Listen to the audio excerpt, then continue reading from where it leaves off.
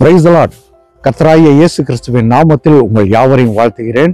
இந்த புதிய வருடத்துல 2025 உங்களை சந்திப்பதில் கர்த்தருக்குள் மகிழ்ச்சி அடைகிறேன். சென்ற வருடம் முழுவதும் கர்த்தர் நம்மை பாதுகாத்து சுகபலன் ஜீவனோட இந்த புதிய வருடத்தை காண செய்திருப்பது அவருடைய சுத்த கிருபை மாத்திரமே. ஆமேன். உங்கள் யாவருக்கும் இனிய புதிய வருட வாழ்த்துதல்களை தெரிவித்துக் கொள்கிறேன்.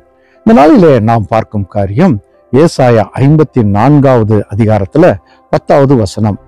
மலைகள் விலகினாலும் பர்வதங்கள் நிலை பெயர்ந்தாலும் என் கிருபை உன்னை விட்டு விலகாமலும் என் சமாதானத்தின் உடன்படிக்கை நிலை பெயராமலும் இருக்கும் என்று உன்மேல் மனதுருகிற கர்த்தர் சொல்கிறார். எவ்வளவு அருமையான காரியம் பாருங்க. நம்மேல் மனதுருகும் கர்த்தர் நம்மை பார்த்து கோரும் காரியம். சென்ற வருடத்தை பார்க்கும் பொழுது எவ்வளவோ நேரங்கள்ல கர்த்தருக்கு நாம் விலகி இருந்திருக்கலாம், அவர் கொடுக்கிற டைமை கொடுக்காமல் இருந்திருக்கலாம். ஆனாலும் கர்த்தர் நம்மை பார்த்து சொல்லும் காரியம், என் கிருபை உன்னை விட்டு விலகாமல் என் சமாதானத்தின் உடன்படிக்கை நிறைவேறாமல் இருக்கும் என்று சொல்கிறார். எவ்வளவு அருமையான கர்த்தர் பாருங்க. நம்மேல் மனதுருகும் கர்த்தர். நம்ம ஒரு காரியத்தை பார்க்கும் பொழுது மலை போல இருக்கிறதே, பர்வதம் போல இருக்கிறதே அப்படின்னு சொல்லுவோம்.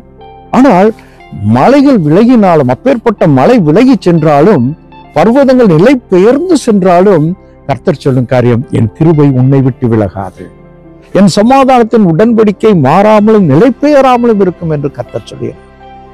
கர்த்தருக்கு பிரியமானவர்களை, இந்த வருடத்துல நமக்கு முன்பாக என்ன இருக்கிறது என்று தெரியாது, எதன் ஊடாக நாம் கடந்து செல்ல போகிறோம் என்று தெரியாது.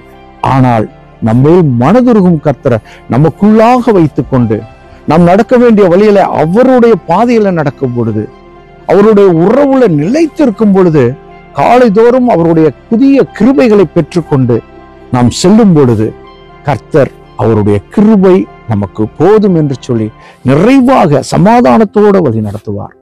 இந்த உலகத்துல எவ்வளவோ காரியங்கள் கூடாக நாம் கடந்து சென்றாலும், கஷ்டங்கள் வேதனைகள் வந்தாலும் எல்லாரும் எதிர்பார்ப்பது ஒரு சமாதானம். அந்த சமாதானம் கர்த்தரால் மாத்திரமே கொடுக்க முடியும். அதற்கு நாம் செய்ய வேண்டிய காரியம் அவரோடு பயணிக்க வேண்டும்.